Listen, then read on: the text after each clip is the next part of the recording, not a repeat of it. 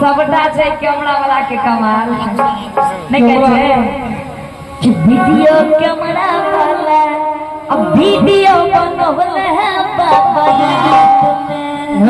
हमरा कैमरा वाला खराब हम चल के जे कही